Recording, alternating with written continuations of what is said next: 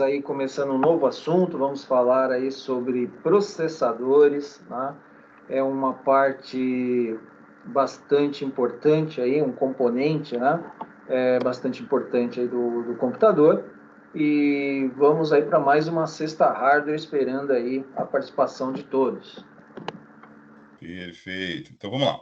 Bom, conforme o professor já mencionou, o nosso assunto hoje é direcionado para processadores. Como já introduzi com vocês aqui, né, antes de formalizarmos o início da aula, embora nós já tenhamos falado sobre placa-mãe, todos os componentes que virão serão instalados, obviamente, na placa-mãe. Então não tem como a placa-mãe sair de cena, né? E aqui a gente tem aquela questão do conhecimento, né, do conteúdo complementar. O que estamos falando hoje está complementando o assunto da última aula. E o da semana que vem complementará o desta semana, porque nós estamos montando, né, digamos assim, parte a parte, componente a componente, o nosso computador. Iniciamos pela placa-mãe e hoje vamos falar sobre processador. Tudo bem? Tanto a placa-mãe quanto o processador daria um curso de 6 meses somente deles. Nós pegamos aqui o essencial, o fundamental, e mediante, né, as perguntas que vocês fazem e a direção que vocês assinalam, a gente pode direcionar um pouco mais de tempo para um componente ou seguirmos para os que vêm adiante.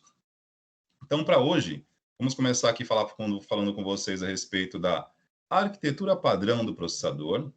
Antes de entrar no processador, né, só dar aquela relembrada do que nós falamos por último na placa-mãe, tudo bem? Ah, e antes mesmo, né, eu não sei se o professor viu aí que diante de tanta coisas, de tanto processamento paralelo, deixa eu aproveitar o ensejo, né, da atmosfera, porque o que faz o processador? Ele é responsável pela execução de instruções, os processos, né? Cada instrução, cada execução realizada pelo teu sistema operacional, por um aplicativo, por um periférico, demanda um processo por meio do processador. Tudo bem? E diante disso, né, eles têm várias formas de gerenciar isso, são teorias de funcionamento de processador, né? Empilhamento, filas, processamento paralelo. No nosso caso aqui, tanto eu quanto o professor Alexandre, pelo menos o meu, tá? Eu não posso falar pelo processamento do professor, né? O meu processador, a minha unidade central de processamento, e por favor abram aspas, né? Porque a minha forma de vida é baseada em carbono e não em silício, eu não sou uma máquina. O meu processamento aqui possui um único núcleo.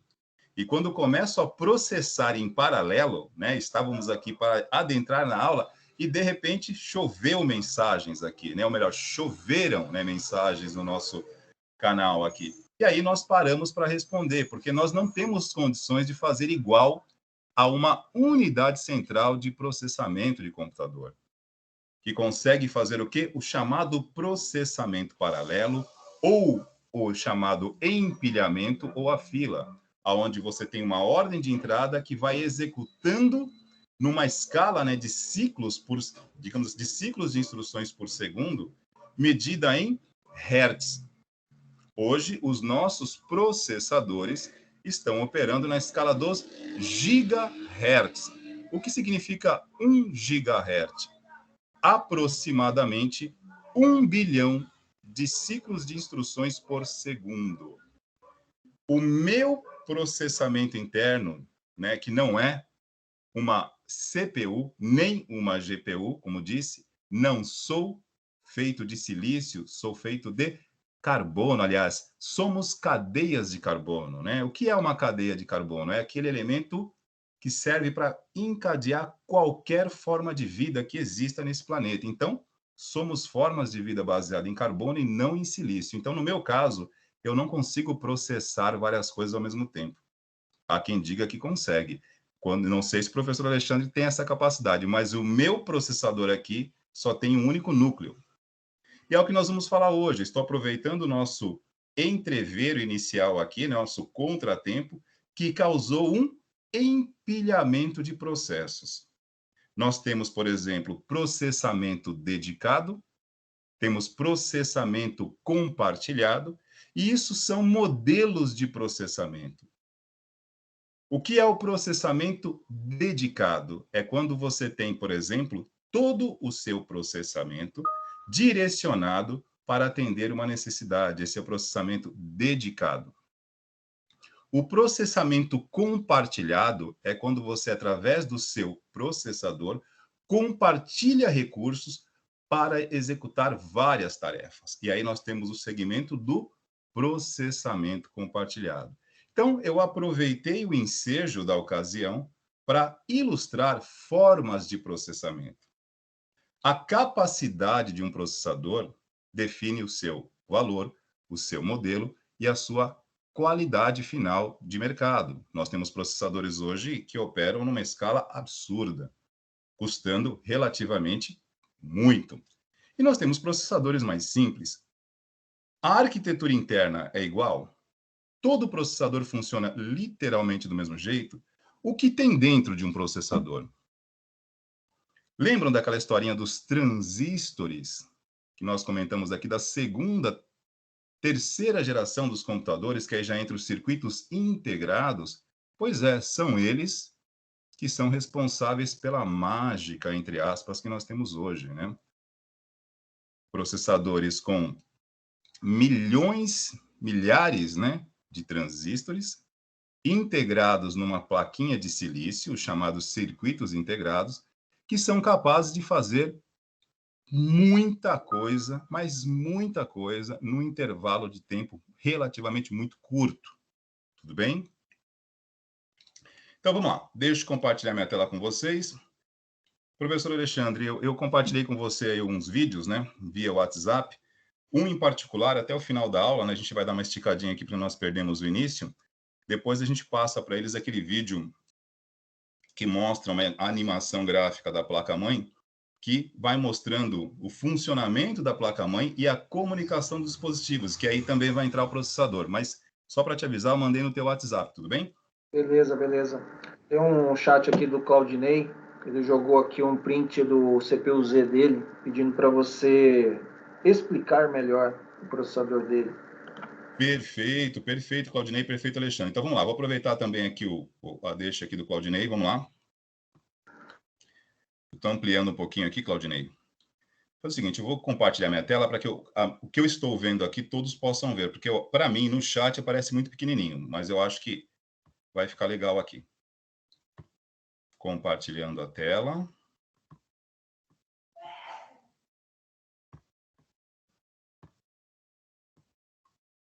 E eu estava aqui em processamento paralelo, né? Porque o professor Marcelo continua conversando comigo aqui via chat, só que eu já não estou respondendo. Então, enfim, agora parei, né, o processamento paralelo, estou dedicado à aula aqui. Aí os meus núcleos, que na verdade é um só, já bugou.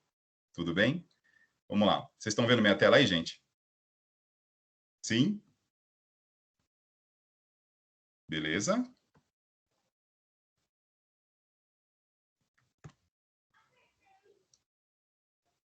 Ó, eu não estou vendo o chat, né? Estou vendo essa imagem aqui, que eu estou dando uma ampliada na imagem que o Claudinei nos enviou. Só preciso que alguém retorne, Alexandre, ou a galera aí que diga que está vendo minha tela, para que eu possa dar sequência aí. Tranquilo, pode Beleza. normal. Então, vamos lá. Primeiramente, né, o que é isso aqui? O que caracteriza essa tela? Vamos por partes. A aula de hoje é sobre processador, né? E o nosso ilustre companheiro aqui, o Claudinei, ele está usando um aplicativo muito bom e que nós iríamos ainda trazê-lo para a aula. Mas já que o Claudinei já está apresentando, a gente aproveita aqui também e vamos lá, a gente já adianta aqui. O que é o CPU-Z? CPU-Z é um aplicativo, um programinha, que ele simplesmente monitora, né, e mede todo o funcionamento dos principais dispositivos instalados na sua placa-mãe. Isso é muito importante para que você possa realmente observar o que está operando no limite, para que você também possa definir se, né, se ou caso seja possível fazer uma melhoria, aonde você tem que direcionar o teu investimento. Nós já fizemos algo parecido aqui em aula, né? Algumas semanas atrás, o professor Alexandre compartilhou o gerenciador de tarefas do próprio sistema operacional Windows, que, entre aspas, né, não é igual, o gerenciador de tarefas não é a mesma coisa, mas o gerenciador de tarefas, ele também mostra ali em gráfico o percentual de uso do seu processador, percentual de uso da memória RAM e o percentual de uso também do seu dispositivo de armazenamento. Talvez nesse momento agora não fosse a melhor ocasião para apresentarmos essas informações, porque eu acho que vai acumular muito dado para o processamento interno de cada um. Mas, vamos lá, à medida que o tempo for passando, esse assunto aqui vai ser retomado. Eu vou explicar aqui para vocês de um modo geral, mas acredito que vai faltar fundamento para que vocês possam entender tudo. Mas vou pegar aqui, primeiramente, o processador, e aí, né, caso dê tempo, a gente segue e vamos direcionar um pouquinho melhor cada item que tem aqui. Vamos lá. Então, aqui, ó, no CPU-Z, né, ele está mostrando as características do processador do computador do Claudinei. Lembrando que CPU, né, é uma sigla, né, Unidade Central de Processamento, né, Central Processing Unit, que, como nós já comentamos aqui, engana-se quem chama o gabinete de CPU, mas enfim. Então, aqui ele mostra, tá? Nesta versão aqui, o nome do processador. No caso aqui, opa, e o Claudinei está forte aqui, hein? Ele tem um processador Intel, modelo Core i7, 8550, né? O que significa esse 8550? Vamos lá, isso aí é o número de inscrição dele, né? O número de série dele. E o que é importante vocês entenderem nessa leitura desde já, tá? Ah, professor, eu preciso ficar decorando essas coisas? Não, não é decorar, mas aqui tem uma informação importante, tá? Esse número aqui, ele está dizendo qual é o modelo desse processador, claro, Core i7. Só que o Core i7, a família de processadores multicores da Intel, tem várias, inúmeras gerações. A primeira data aí de 2009, 2010, se não me falha a memória, né? Nós já comentamos algumas coisas assim. E esse primeiro número que aparece nesta série numérica representa a geração deste processador. Ou seja, significa que o processador que está equipando o computador do Claudinei é um Core i7 na sua 8ª geração, que, diga-se de passagem, é um excelente processador. Tudo bem? Depois, para efeito de valores, a gente já dá uma olhada aqui para verificar valor de mercado hoje de um Core i7 na sua 8ª geração. É um processador relativamente novo. Para quem não acompanha, a geração marca a evolução de uma série de processadores e de uma arquitetura, tá? A 8ª geração da Intel, ela tem uma arquitetura provavelmente diferente da 7ª e, por sua vez, da 6ª, porque ele vai evoluindo em termos de recurso e capacidade. Então, esse número aqui, o 8, né, o primeiro número que aparece na frente, guardem isso, né, caso você compre um processador, ou, na verdade, quem estiver em casa com um computador agora e queira saber qual a versão do a geração do seu processador, através do aplicativo aqui, ou até mesmo, né, das informações do sistema do Windows, você pode ver lá a numeração de série do processador e saber que esse número na frente representa a geração. Porque se de repente você comprou, né, achando que é um e aí aparece outro, opa, talvez as coisas não sejam ou não estejam de acordo. Beleza? Então, e aqui tem uma imagem, né, do processador. Codename. O que é o codename aqui? É o nome desse processador internamente para Intel, né? Dentro da Intel, né, o fabricante famosa Intel, uma multinacional gigantesca e muito tradicional, que vale lembrar, nós não tivemos a oportunidade ainda de passarmos o filme Piratas do Vale do Silício, mas no Piratas do Vale do Silício, quando Microsoft e Apple surgem para o mundo, a Intel já era uma referência tecnológica. Intel, IBM, HP, Xerox, tudo bem? Esse codename aqui é o nome da arquitetura. Além do código, né, que é o código do nome, Kaby Lake é o nome da arquitetura que esta 8ª geração está utilizando. Detalhe, gente, nem sempre uma arquitetura compreende apenas uma geração, tá? Tem arquiteturas. O que é a arquitetura? Vamos fazer de novo. É que assim, tá vendo? Vão surgindo termos que eu tenho que voltar um pouquinho para poder estar explicando para vocês, para que não fique vago. Então, precisa ter um contexto para que esse texto se encaixe de forma coerente. Primeiramente, Kaby Lake, ou Kaby Lake, é o nome da arquitetura. Arquitetura é o projeto através do qual o fabricante desenvolveu esta linha de processadores. Chama-se arquitetura. Ali é feito todo o planejamento e o projeto de funcionamento desse dispositivo, fazendo uma comparação análoga, o que faz o arquiteto diante de uma construtora. O construtor, a equipe de obra constrói, o engenheiro, ele acompanha, ele gerencia, mas quem projeta o desenho de cada planta, seja ela baixa, enfim, uma planta em 3D, quem desenha o projeto de arquitetura de uma edificação, seja ela térrea, né, ou um edifício, é o arquiteto. O engenheiro, ele é responsável por uma série de verificações e monitoramento na obra, mas quem desenha o projeto da obra é o arquiteto. Então, a arquitetura de um hardware, seja de uma placa-mãe, de uma memória, de um avião supersônico, é o projeto através do qual ele foi desenhado, projetado para atender uma ou mais finalidades, tudo bem? Então, o Kaby Lake aqui é o nome desta arquitetura da Intel, que corresponde à 8ª geração dos seus processadores. Beleza? Max TDP. O que é o Max TDP? Agora já entra uma outra informação que também será dita aqui em aula, tá ok, gente? TDP é uma sigla também, tá? De Thermal Design Power. O que significa Thermal Design Power, né? Também tem a ver com o projeto de dissipação térmica. Significa que o calor gerado, para você poder dissipar esse calor gerado aqui pelo processador, ele demanda aí 15 watts de potência, ele vai precisar de 15 watts de potência, que ele gera uma energia de 15 watts através do processo de dissipação térmica dele. Ou seja, ele gera uma energia de 15 watts nesse aquecimento.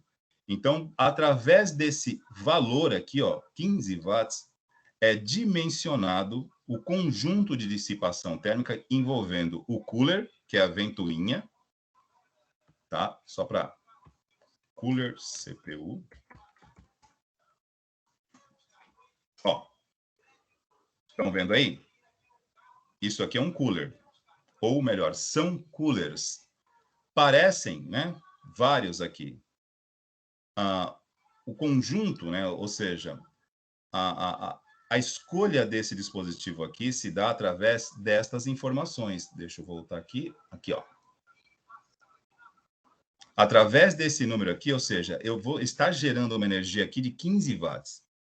Então, para que eu possa dissipar uma energia de 15 watts, eu vou precisar de um cooler que dê conta desse processo. Então, existem especificações técnicas que, na hora da escolha do cooler, que é a ventoinha, tá? Que parece um ventilador, né?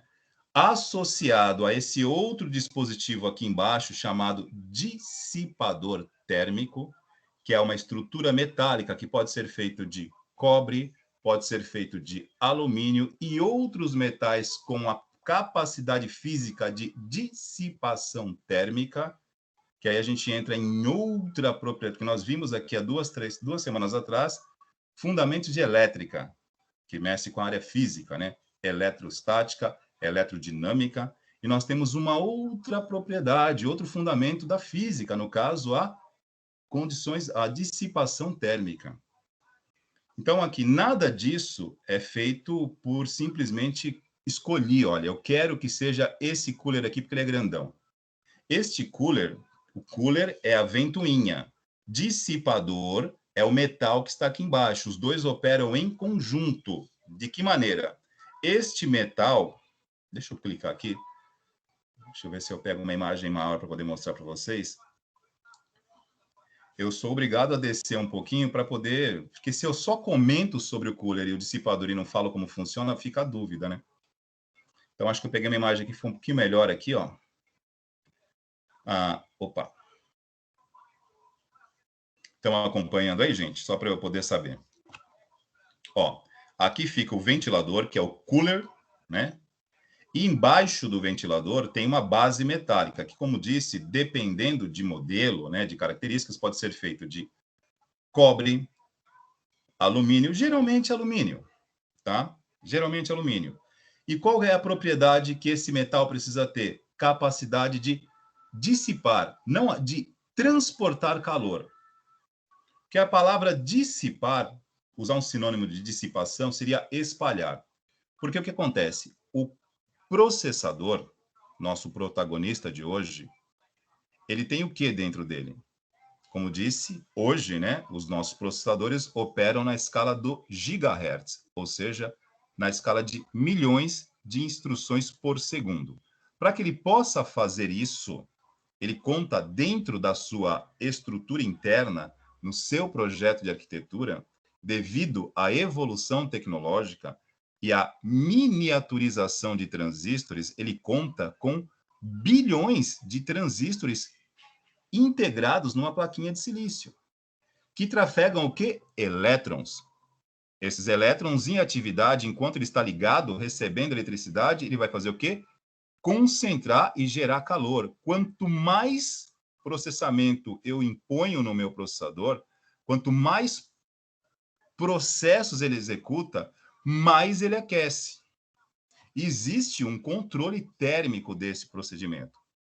Nas configurações do seu sistema, dentro do setup, tem uma temperatura limite. Atingindo uma temperatura limite, o seu computador desliga, para que ele não queime. Tudo bem? Porém, hoje, isso é muito, mas muito raro de acontecer. Por quê? Porque existe um conjunto no seu hardware, né, chamado conjunto de dissipação térmica, que com base naquela informação que aparece no programa ali no CPU-Z, que é o Thermal Design Power, que diz, ó, 15 watts, você precisa de um conjunto para dissipar 15 watts de potência gerada de calor aqui. E aí, com base nessa informação técnica, você compra um cooler e um dissipador que vem juntos, tá? E quando você compra um processador, geralmente, quando você compra o processador, o cooler já é direcionado junto. Você compra, paga a parte, tudo bem? E essa escolha é feita com base naquela informação técnica que aparece no CPU-Z, por exemplo, TDP, que é Thermal Design Power, ou energia de dissipação térmica. Então, a escolha do dissipador e a escolha do cooler não é uma escolha estética. Eu não compro porque ele é grande, porque ele é grandão, porque ele é bonito, porque tem neon, porque tem LED. Não é isso. Existe um mínimo, um cálculo matemático que você faz baseado no quê? Numa propriedade da física, que é a propagação de calor. E detalhe, aqui não vai dilatar nada, tá ok, gente? Isso aqui, a ideia do dissipador é dissipar, conduzir calor. Quanto maior a resistência do metal, pior. Ele não pode ser resistente, ele tem que ser realmente condutor, ele tem que receber o calor e passar adiante. Porque isso faz com que a energia gerada pelo processador, que aquece, através do conjunto aqui, ó, da ventoinha do cooler, mais o dissipador, faça com que esse calor se espalhe. Tudo bem? Então, isso aqui, essa escolha, esse conjuntinho aqui que nós vamos estudar com mais propriedade nas aulas adiante, você escolhe com base nesta informação. E deixa eu voltar aqui no TDP, Thermal Design Power, que é simplesmente, ó, traduzindo de forma bem simples, porque a ideia é o seguinte, é pegar o complexo e parecer simples, e não o contrário. Então, eu vou pegar tudo isso aqui e falar para você o seguinte, isso aqui é o calor que gera, que você precisa dar um jeito de baixar a temperatura para que a vida útil do teu equipamento seja prolongada, que hoje não é problema. Dissipar calor não é o problema dos nossos computadores, sem problema algum. Tudo bem? Vamos lá. Continuando aqui, alguma pergunta até aí? Posso seguir?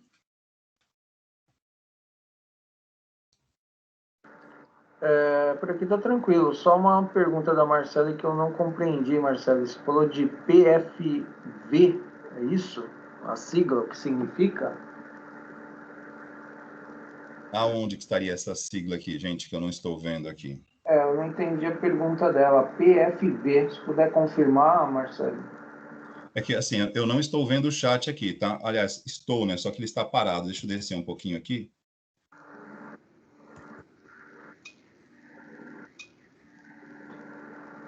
DSCP, aqui, olha, o que eu mencionei aqui... o PDT, tá ok.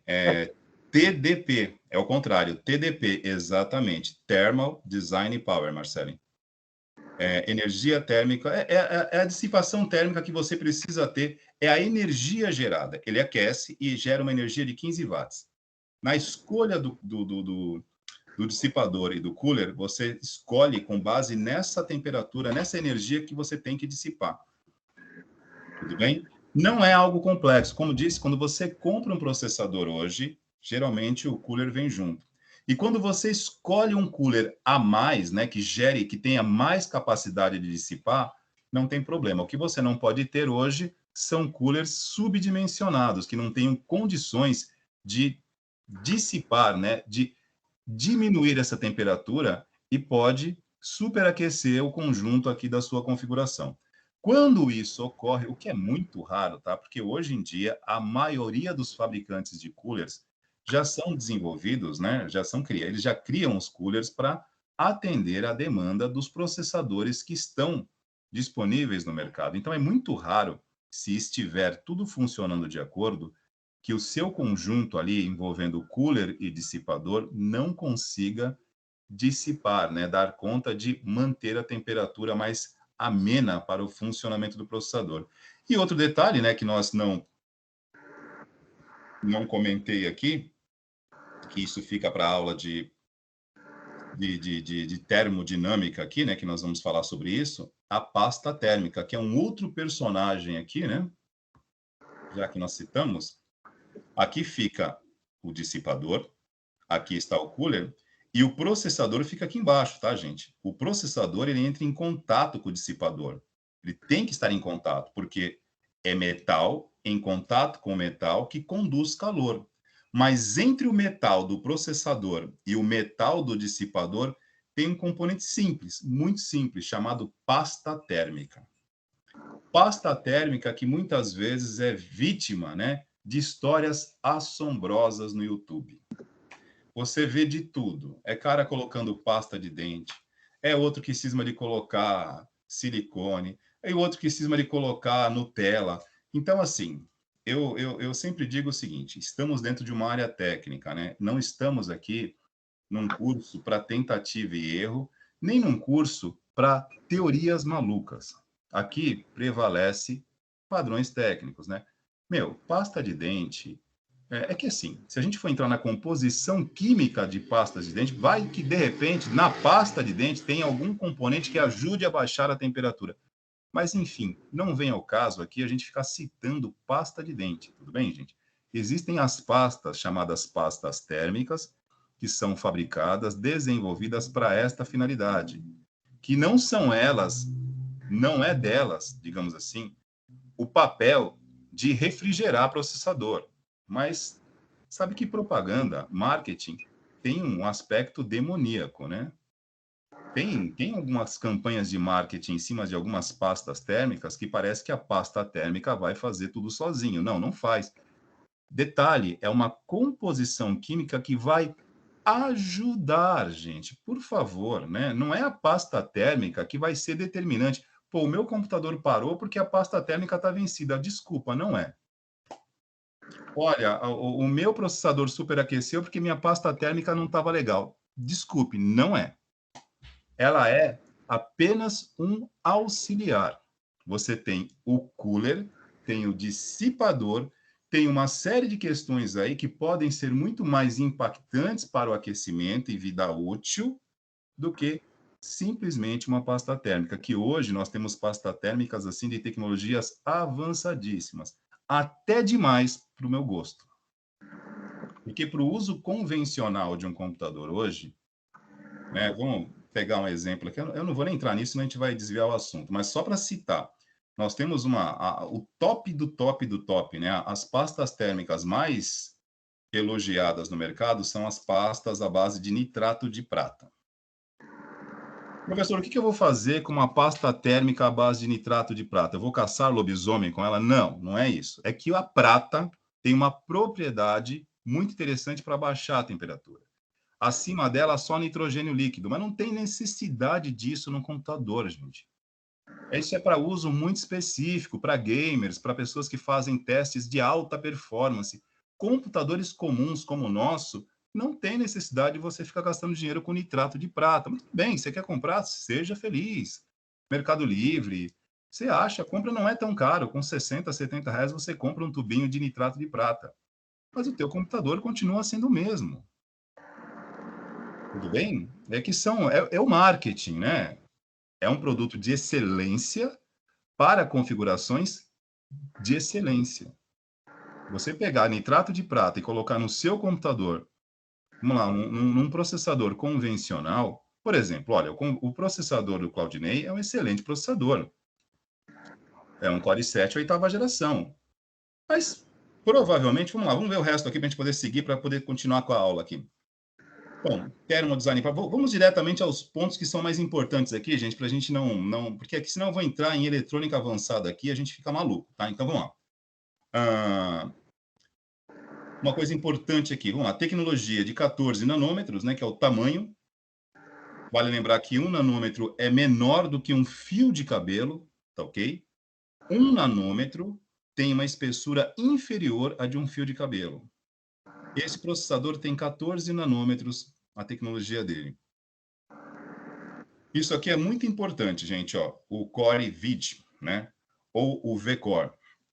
O que é o V-Core, né? O VID Core. Traduzindo de forma bem direta, né? Porque isso, por incrível que pareça, nós não combinamos, tá? Eu e o Claudinei, o professor Alexandre, não combinamos isso aqui.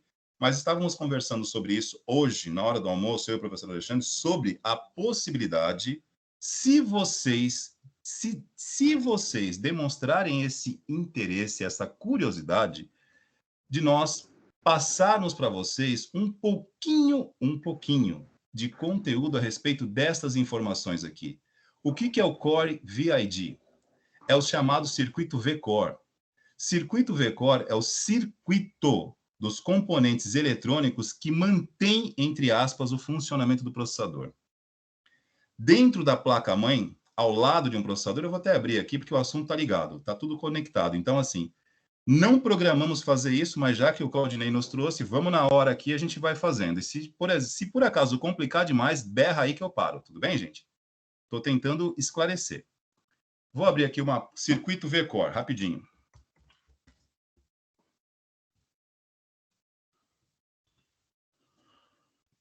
Só pegar uma imagem aqui para facilitar. Pronto, aqui, ó. Abre, meu filho. Vocês conseguem ver aí, pessoal? Deixa eu dar um zoom aqui. Ver se eu pego uma imagem ainda maior aqui.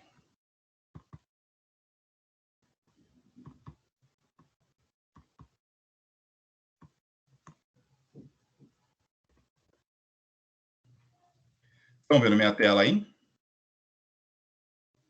Podem ver a imagem? Ok. Perfeito. Bom, vamos lá. Esse Core VID aí é o circuito V-Core. Isso aqui, ó, é o circuito V-Core, gente. Esse é um local na placa-mãe que não é que mais costuma dar problema, né? Na verdade, nós temos uma incidência muito grande de problemas com a alimentação do processador. E geralmente, quando isso acontece, e aí a gente responde, e justamente eu estava conversando hoje com o Alexandre sobre isso, né? que passadas as aulas, né, eu tenho o hábito de, às vezes, voltar, né, no dia seguinte, dar uma olhada no chat e ver o que mais vocês costumam perguntar, né, as perguntas que vocês mais fazem, né, tanto aqui como em outras unidades, e a gente começa a perceber que as perguntas são muito próximas, né, existem algumas perguntas que nós classificamos como as campeãs de audiência. E uma das perguntas que mais me fazem, né, só que às vezes eu estou com a tela duplicada e eu não vejo, e eu dependo dos colegas aí para me passarem isso depois, que acho que semana passada foi o Marcos que perguntou isso para o professor Alexandre, né? Como que a gente identifica problema em placa-mãe? Então, são etapas, né? Nós estamos na etapa agora de identificar o componente da placa-mãe.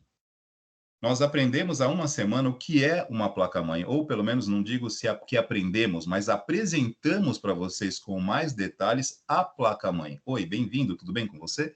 Eu sou a placa-mãe. Fizemos uma apresentação formal entre o primeiro módulo de informática e a placa-mãe. Estamos apresentando agora um outro personagem, o processador, ou seja, iríamos então no processador, ainda não cheguei nele, né? Estávamos começando. Chegar no patamar de identificar problemas, é um patamar mais adiante, mas a pergunta já surgiu. E quando essas perguntas surgem, né, e a gente percebe logo no início de uma caminhada, isso demonstra o quê? Curiosidade e interesse. Isso é muito bom. O interesse e a curiosidade é o irmão mais jovem do conhecimento, porque se eu não tenho interesse e não tenho curiosidade, dificilmente eu vou querer saber o que tem depois do fim do mundo. Porque o grande barato que move o conhecimento é a curiosidade. É o chamado porquê ou para quê. O que, que tem aí? Então, é essas perguntas que, digamos assim, nos move aqui para continuar. Então, surgiu esta pergunta no chat a semana passada. Eu acho que foi o Marcos que fez, né? Que eu estava relatando aqui a minha dinastia, a minha epopeia, digamos assim, a minha história épica com a minha placa-mãe positivo. E aí, eu acho que o Marcos perguntou ao professor Alexandre como identificar o problema. Então, assim, não existe, Marcos, uma receita de bolo, tá? Mas existem algumas técnicas, e isso vai de profissional para profissional e com a experiência que ele adquire. E aí você, à medida que for trabalhando com isso, né? Claro, primeiramente você estuda, que aqui nós temos a parte de funcionamento eletrônico da placa e nós temos o funcionamento computacional, que são dados, né, sendo enviados e recebidos.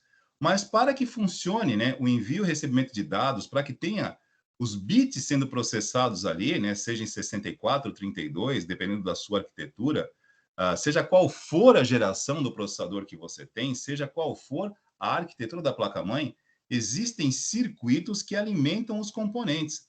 E o circuito V-Core é o circuito que alimenta o processador. E aí, lembrem da nossa aula inicial sobre fundamentos de elétrica, que muitas vezes um adaptador, tudo bem, é normal, todo mundo usa, mas dentro da área técnica está errado. Por que tecnicamente está errado? Porque tecnicamente isso pode sugerir uma sobretensão, pode ter uma sobrecarga, um pico na sua tomada, e isso vai interferir na alimentação dos dispositivos. Porém, entretanto, todavia, uma placa-mãe já é projetada para esses intempéries.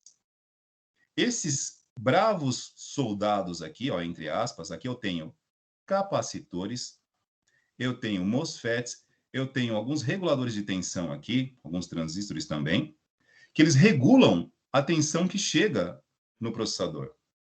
E quando um desses bravos, né, bravos operários aqui, não estão ou não está operando como deveria, ele sobrecarrega os demais. É um conjunto, é uma orquestra. Se um desafinar, toda a melodia desafina. E o funcionamento do dispositivo começa a não ocorrer. E o circuito V-Core, não que seja o único lugar que dê problema na placa-mãe, viu, gente? Não é, mas é comum acontecer. Eu, volta e meia, pego placas com esse tipo de problema. E não é dos mais difíceis de localizar. Mas para identificar isso, como eu falei, tem várias técnicas, né? E nem sempre todas funcionam. Você mede com o multímetro, por exemplo, aqui nós temos o conector da fonte que vai alimentar o processador. Aqui, ó, não sei, acho que está cortada a imagem, mas nós temos aqui um conector que que recebe uma alimentação direta da fonte. Esse é o chamado conector 12 volts. Ele entra 12 volts aqui, mas se, né, a sua fonte de alimentação já estiver recebendo uma eletricidade, uma energia, uma corrente elétrica deficitária devido a uma instalação elétrica não muito boa, ela vai tentar corrigir. Uma fonte de boa qualidade, ela tenta corrigir. Ela entra em modo até de proteção, se for o caso. Já falamos sobre isso. Por isso, hoje, né, pela tecnologia que as fontes de alimentação possuem, um estabilizador é desnecessário. Elas são mais eficientes do que os estabilizadores. Nós já falamos isso aqui. Inclusive, depois, no dia seguinte, eu postei aqui alguns artigos, né, comprovando, né, que realmente estabilizadores não são mais necessários. Pela evolução tecnológica das fontes e por essa capacidade que elas têm de se reajustar, mas não faz milagre. Uma corrente elétrica, né, um circuito elétrico externo, uma instalação elétrica mal dimensionada, que oscile muito, que tenha muitos picos, ou que de repente esteja ligado a uma tomada, né, cujo circuito está em sobretensão. O que é um circuito em sobretensão? Que está acima, a tensão que está entrando ali está acima do que foi projetado por aquela tomada. Então já está funcionando em anomalia. Então você está funcionando e a gente acha que está bem. Esse é o detalhe, é aquela história de tocar na orquestra do Titanic.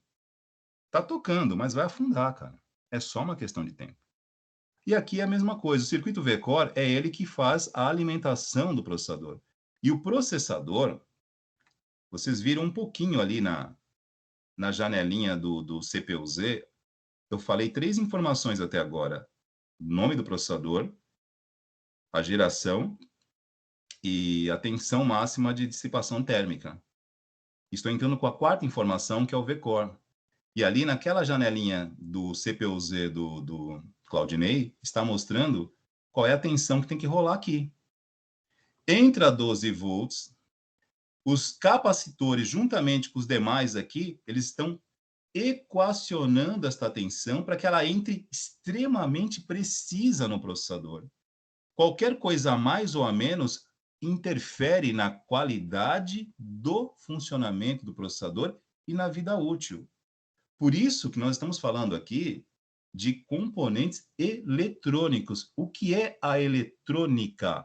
Porque eu tenho a eletricidade, ou seja, uma valência física, e eu tenho a eletrônica.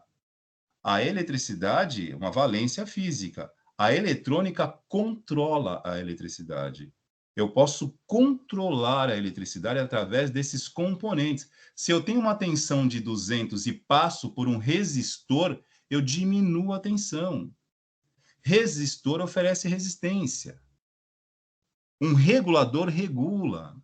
E assim sucessivamente, há uma combinação de fatores. Então, quando algum desses componentes dá problema, e eu consigo identificá-lo, substituindo este componente, eu consigo reparar uma placa-mãe. O grande problema aí é a gente entender quando esse trabalho pode e vale a pena ser feito e quando esta técnica não vale a pena ser feita. No caso do circuito V-Core, que é um circuito que costuma dar muito problema, e não é porque o circuito V-Core é ruim ou porque os capacitores são made in Taiwan, não é isso. É porque eles são alimentados direto pela fonte e nós temos geralmente uma negligência, uma imprudência muito grande com fontes, porque fonte não é para a gente simplesmente escolher a configuração dos sonhos e comprar a fonte mais barata que der. Porque já me perguntaram isso em aula, em algum momento alguém me perguntar aqui, professor, por que o circuito V-Core dá tanto problema? Tudo bem, nem tudo é fonte. Existem fabricantes e fabricantes. Existem placas e placas. Existem placas que são feitas com materiais de melhor qualidade. Existem placas que nem tanto. Mas, geralmente, E repito, isso não é uma sentença, isso não é uma verdade absoluta, isso é uma tendência. Geralmente, a maioria dos usuários tendem a se importar muito com placa-mãe, com processador, com memória, com gabinete, com LED, com neon, com tudo mais, e na hora da compra da fonte, pega qualquer uma. E essa fonte, entre aspas, qualquer uma, ela vai estar alimentando aqui diretamente o circuito V-Core, tem um conector aqui. E se tiver fuga de corrente, sobretensão, ruído, o que é ruído? É interferência eletromagnética gerada, que nada disso para o funcionamento, não para, mas ele interfere. E aí, um mês, 2, 3, lá uma hora, dá problema, há um desgaste. Parece bobagem, mas não é. Estamos falando de uma área de precisão eletrônica. E aí, conhecer um pouquinho sobre isso aqui não é algo fácil, tá, gente? Não é algo fácil. Mas como volta e meia esta pergunta surge, eu também pergunto para vocês: vocês têm interesse em conhecer um pouquinho disso aqui, uma introdução sobre essa parte de componentes eletrônicos voltado para reparo em placa-mãe? Isso é de interesse de vocês? Eu vou até lançar uma enquete aqui no nosso canal. Dependendo do que vocês responderem, eu posso convidar um parceiro nosso que divide aula conosco em outra unidade, que é especialista nisso, e trazê-lo aqui numa sexta-feira só para falar dessa parte de componentes eletrônicos e possibilidades de reparo. Mas abro uma enquete e aqui vocês é que direcionam para que caminho a gente segue. Tudo bem? Isso difere o técnico do técnico que sabe um pouco mais. E que fique claro, não temos a pretensão de, numa palestra de 1 ou 2 horas, trazer todo o conhecimento do mundo e pleno sobre eletrônica, mas introduzir para vocês um conhecimento que, para quem tiver esse feeling, né, de buscar um pouquinho a mais, entender como faz a interpretação de um esquema eletrônico, de uma placa-mãe, como fazer o teste de um capacitor não é algo complicado. O grande detalhe aqui, gente, por isso que a gente repete a mesma coisa sempre. Eu posso mostrar para vocês aqui uma técnica, vocês testarem na casa de vocês e não funcionarem.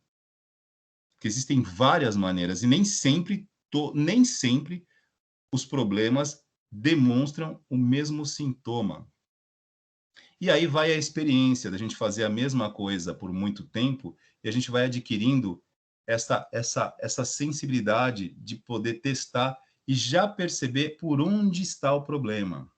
E uma coisa muito importante, antes de qualquer coisa, por que vale a pena recuperar uma placa quando nós temos problemas dentro desta área aqui? Porque são componentes muito baratos e de fácil remoção e substituição. Qual é a dificuldade aqui? Identificar o problema. Porque você tem que trocar o componente que está dando problema. Saber identificar o problema e saber identificar qual componente leva tempo. Leva tempo. Isso, estou falando aqui, um capacitor hoje, posso procurar aqui o valor de um capacitor, aí tem que ver as características dele, mas o máximo que você vai pagar aí, um capacitor, R$10, 20 talvez. Então, vale a pena, dependendo da placa e do tipo, por exemplo, se fechou um curto aqui, queimou tudo, esquece, não dá mais, parou. Estamos falando aqui da substituição de um MOSFET, de um regulador, de um capacitor, que é algo na esfera de 2, 3, 4, R$10 que seja. Mas é preciso muita competência para retirar isso e colocar outro no lugar. Senão, não adianta. Isso vai tempo, aperfeiçoamento e prática. E vou lançar a enquete aqui no canal. Se vocês mostrarem para nós que tem esse interesse, nós convidaremos aqui um colega nosso que divide aula conosco às quartas-feiras, que é um especialista nesta parte eletrônica, que é onde nós dividimos nas nossas aulas de manutenção. Ele fica com essa parte e eu fico com hardware. Isso traz um diferencial na base informativa de vocês, mas quem decide são vocês, tudo bem? Isso aqui é o circuito V-Core, gente, que é aqui no Thermal Design Power, aqui, aliás, desculpem, no CPU-Z, ó, o Core VID, aqui ele está mostrando, ó, 1.273 volts aí, que é o conjunto ali. Quando você coloca ali o multímetro, ele tem que estar medindo isso, tá? Detalhe, em que lugar, né? Na tensão de entrada. Porém, ele já marca para você aqui, ó. Qualquer coisa que você medir muito diferente disso, é porque alguma coisa ou não está operando como deveria, ou, como disse, a sua orquestra está tocando e o seu Titanic está afundando. Então, ele está mostrando aqui qual é a tensão correta do circuito VCore, 1.2 aqui. Beleza? O que mais que eu acho que eu posso falar aqui, gente, que não vai complicar? Isso aqui são as instruções internas do processador. Isso aqui é linguagem de máquina. O que são as instruções internas? Lá dentro do processador eu tenho vias de execução, chamadas threads, e tenho os vários núcleos. Dentro de cada um deles eu tenho endereço de controle, endereço de dados, eu tenho, enfim, uma série de detalhes que internamente, como falei, daria um ano inteiro de arquitetura de processadores, tudo bem? E são essa parte de instruções aqui. Isso aqui é legal. Velocidade do núcleo, né? No caso aqui, ele tem aqui, ó, 3.9 MHz aqui, já está batendo quase 3.990.24 MHz aqui, porém, multiplica isso por 4 aqui, eu não entendi direito aqui, eu não vou afirmar que multiplica por 4, tá? Porque aí seria muito alto o valor aqui da velocidade de núcleo do seu processador, tá ok? Pessoal, core é núcleo. O que é um processador e o que é o núcleo do processador, né? Núcleo do processador é a parte interna desse processador. Vamos lá, deixa eu dar uma... Eu deixei separado uma imagem aqui, como eu disse, nós não combinamos, né? Mas... E já está aqui... Eu tinha deixado separado aqui. Aqui está.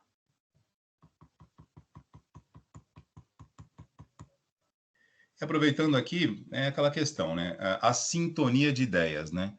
Não foi isso que eu programei para a sequência da aula, mas o Claudinei deu a deixa. E, Claudinei, obrigado porque acabou ajudando. Não foi na sequência que eu queria, mas deu na mesma. Você ajudou bastante mais uma vez, muito obrigado. Que a gente está entrando nos mesmos assuntos e aquela questão. Quando vocês colocam a bola para rolar, muitas vezes ajuda, porque aí a gente acaba entrando na sintonia de vocês. É mais fácil entrar na sintonia de vocês do que convidá-los para entrar na nossa. Então, mais uma vez, Claudinei, muito obrigado, hein? E vamos lá. Para poder explicar a questão do núcleo, né? Que ali nós temos, que eu vou voltar aqui, tá? Para continuar, que eu vou falando do item e entro no assunto aqui. Acabei de perder a tela que eu tinha acabado de puxar, né? Maravilha. Bom, processador, unidade central de processamento, núcleos, né? Como eu disse, parece que nós combinamos antes da aula, não combinamos. Isso aqui foi uma coincidência muito grande. Eu estava com essa sequência, Claudinei mostrou lá e a gente está dando aqui. Vamos lá. O núcleo de um processador, todo processador, na teoria clássica da computação, né? Ele tem basicamente essa composição aqui, ó.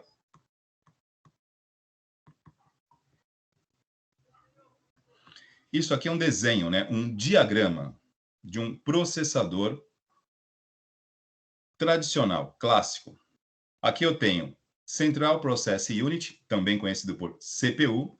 Dentro do CPU, nós temos a unidade de controle. O que a unidade de controle faz? O nome já diz, ela controla tudo que ocorre. E eu tenho a unidade de aritmética e lógica, que é responsável por cálculos.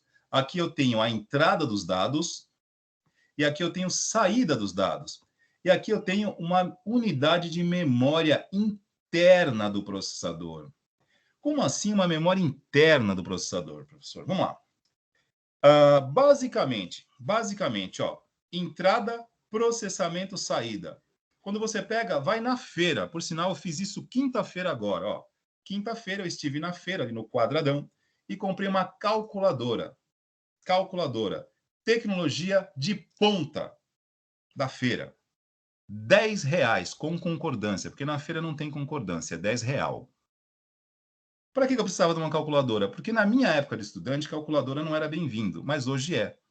né, para as aulas de fração, minha filha está na 4ª série, a professora sugere calculadora, e eu não discuto métodos, eu respeito, porque eu acredito na metodologia. É diferente da minha época. Eu fui lá, comprei uma calculadora made in Taiwan na feira, R$10. O que eu faço com a calculadora, gente? Calculo. Está feito aqui um paradigma. Eu entro com dados, a calculadora processa e me devolve o resultado final. E está feita a luz. Há algo diferente do processador aqui? Eu entro, ó, input device, entrada, processo e saída. Tem alguma relação? Sim ou não, pessoal? Raciocinem comigo aqui. Estamos dialogando, eu não estou apenas apresentando, estou convidando vocês a dançar aqui comigo. O funcionamento de uma calculadora tem a ver com o funcionamento de um processador? Sim ou não? O que vocês me dizem aí? Ninguém está dizendo nada aí? Me ajudem, pô. Estão me ouvindo aí? Opa, por enquanto, nada. Meu Deus, Alexandre do céu. Perdemos a audiência. Tem alguém assistindo Império aí, cara? Não, o pessoal já quase respondeu sua enquete aqui. Preciso criar a enquete também para a gente oficializar isso aqui. Pessoal, para ajudá-los aqui, porque assim, né, a gente vai falando. Se eu não convidar vocês a participarem também, vocês dormem ou vocês colocam para assistir Império, né, meu? Aí não vale. Eu não vou competir aqui com o Alexandre Nero, por favor, né? Ô, professor, pela lógica, sim. Perfeito, Claudinei. É exatamente isso, gente. Pela lógica, é exatamente isso. Não funciona igual, mas o conceito lógico é o mesmo. Esse input device é o meio de entrada. Aqui eu tenho o processamento e o output device é o meio de saída. E basicamente, isso aqui é um conceito clássico que foi inventado por um sujeito chamado John von Neumann. Lá vamos nós. Já falamos sobre ele aqui, mas vamos pegá-lo novamente. John von Neumann, cadê ele? Acabei de colocar aqui.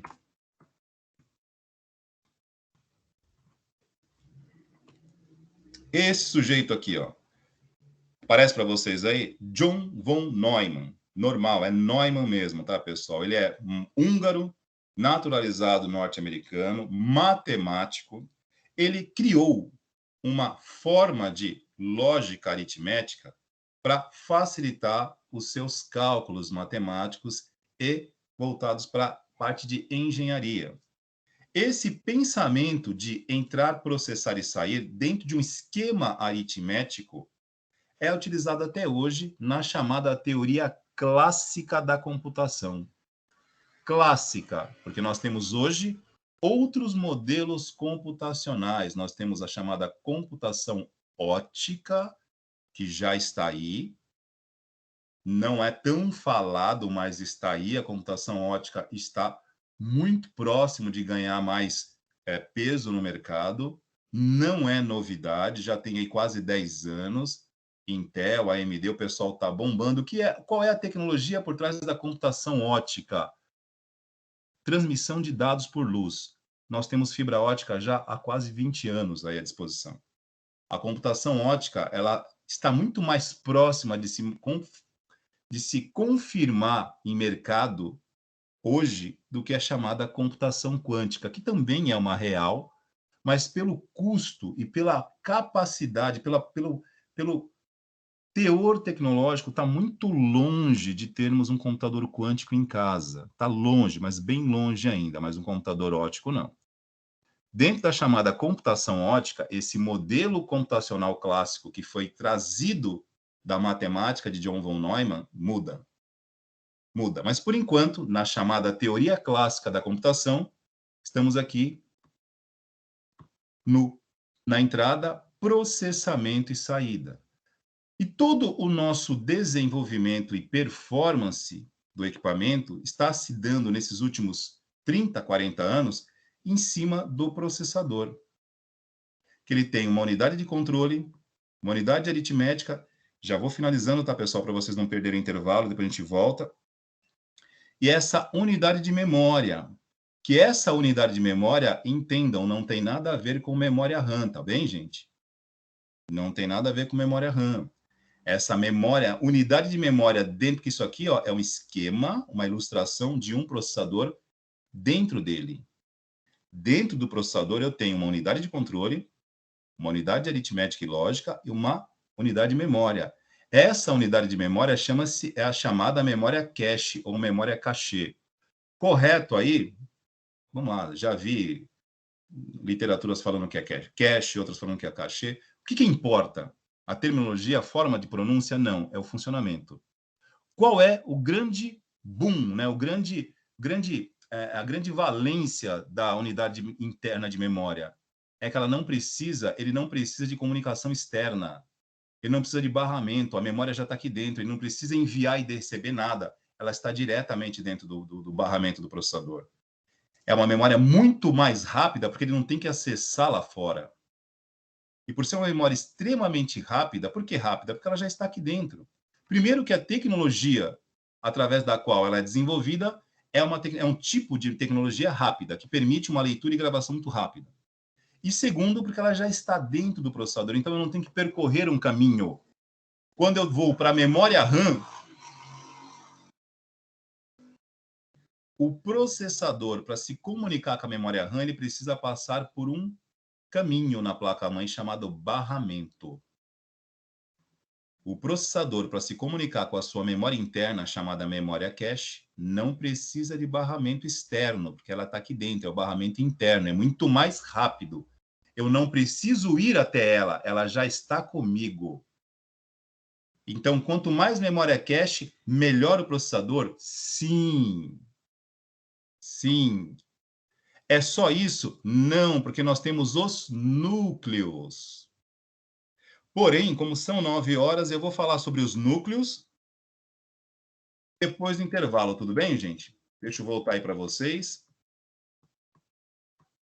E nesse intervalinho aqui, a gente cria aquela enquete aqui, gente. Só um minutinho. Estou vendo que o Marcelo Viana está conosco, está levantando a mão. Professor Marcelo, fique à vontade. É isso mesmo? Sou eu. Marcelo, boa noite mais uma vez, tudo bem? Buenas. Como estão vocês? Olha, Marcelo, nós estamos bem aqui em casa, cara. Que bom. Eu estou bem, mas não estou em casa. Não, e assim, desculpe, eu não estou fazendo graça. Eu não estou em casa e eu não estou indo para a Grande também. Eu estou em outro lugar aqui. Mas estou por aqui remoto, estou no Teams. Relax, meu Jorge. Pois não, Marcelo. Não. Estou chegando aqui para dar um alô para a galera aí, né? Principalmente o pessoal aí que acabou chegando indo na escola e acabou tendo que voltar para casa. Né? Estou vendo que... Conversamos sobre isso aqui. Sim, eu só dando um alô pro pessoal aí, dando nossas desculpas aí pelo incômodo aí, né, gente? Às vezes acontece, mas faz parte aí do nosso processo aqui. A gente tentou deixar tudo certinho para vocês poderem usar as dependências da escola e acabamos não funcionando hoje. Né, por uma situação nossa aqui, da nossa equipe, dos professores. Peço desculpas aí para quem acabou indo para a escola. Vamos procurar evitar que isso aconteça novamente aí no futuro, tá bom? Mas se alguém perdeu o começo da aula aí, o pessoal está gravando, depois pega do começo, tá bom? E aí a gente já dá continuidade aí nas atividades dentro do possível, né? Eu estou sabendo, tudo bem, Jean? Estou sabendo que está rolando aí, tudo bem, Marcelo? Estou sabendo aí que está rolando aí entre vocês também aquela discussão que a gente teve ontem na aula de programação de computadores, né? Aquela coisa de vamos fazer um grupão que vai na escola e tal, junto com o par e ímpar e tal, né? Então, a Camille me mandou um áudio aqui para eu dar um esclarecimento para vocês. Eu vou mandar um áudio para ela passar no grupo de WhatsApp de vocês para esclarecer direitinho a situação, tá? Mas a situação aí, ela é uma situação um pouco complicada de resolver nesse sentido. que a gente tem uma certa limitação de espaço físico ali que a gente não pode quebrar, tá?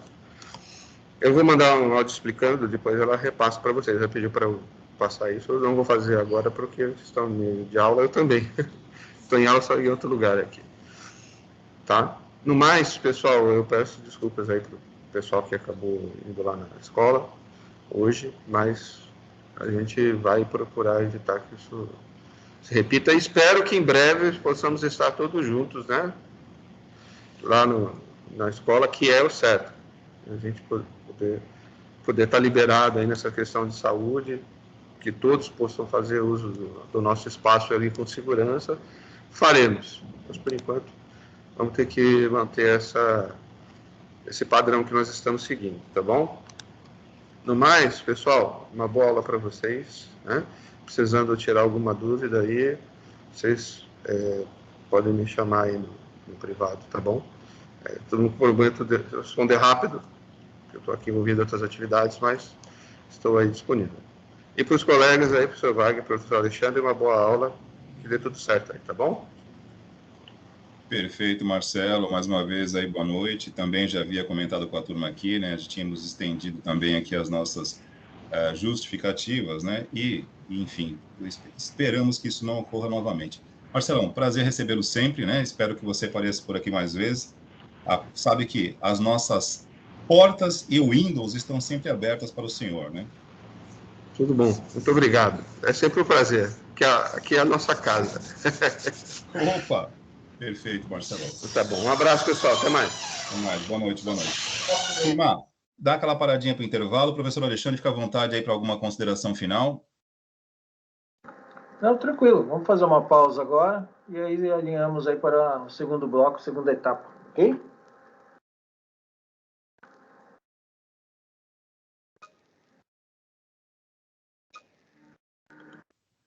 (21 e 20), tá bom aí?